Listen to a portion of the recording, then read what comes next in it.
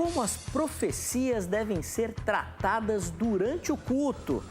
Esse é o tema do melhor debate teológico da televisão brasileira nessa oportunidade. E a nossa pergunta é muito atual, porque o que nós vemos na igreja brasileira é o uso, muitas vezes indiscriminado, das profecias durante o culto. E nós vamos usar como base para o nosso bate-papo hoje, é claro que toda a Bíblia, mas de maneira mais específica, o texto do apóstolo Paulo à igreja de Corinto, registrada ali na sua primeira carta, no capítulo 14, a partir do versículo de número 29. Nós vamos entender aquilo que o apóstolo Paulo fala e ver como tem sido a aplicação na igreja contemporânea, na igreja brasileira hoje. Será que a igreja tem seguido essas regras? Será que aquilo que Paulo falou era específico para a igreja de Corinto? Como entender aquilo que Paulo fala? Como aplicar aquilo que Paulo fala? E o que a gente tem feito hoje? Nós vamos tentar entender toda essa dinâmica agora, no debate de hoje do Vejam Só, que já está no ar.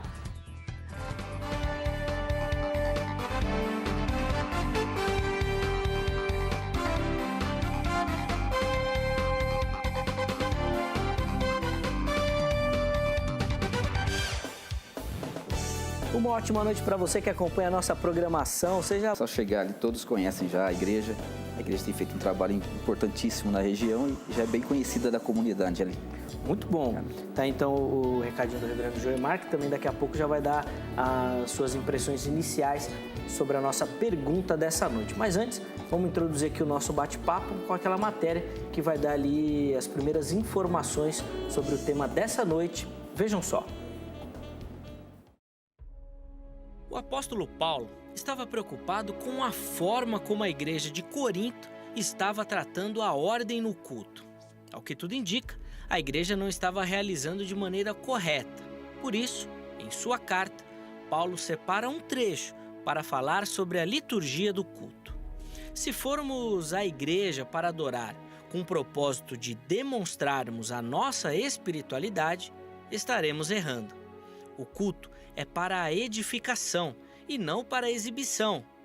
Mas a igreja de Corinto estava transformando o culto num palco de exibição, em vez de ser um canal para edificação.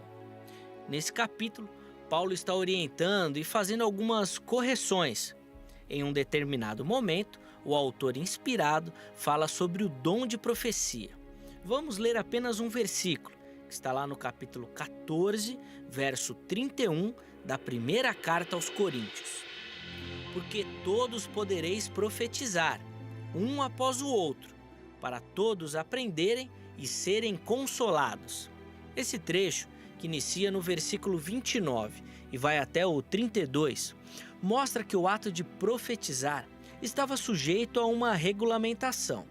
Por isso, queremos saber como as profecias devem ser tratadas durante o culto.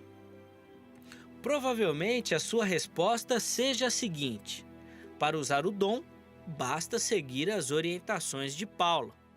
Apenas 2 ou 3 profetas devem falar, os outros devem julgar. Só pode profetizar um de cada vez, com o objetivo de que toda a igreja aprenda e seja consolada. Porém, antes disso, uma outra pergunta aparece e tem muita importância, e precisamos de uma definição. O que é o dom de profecia?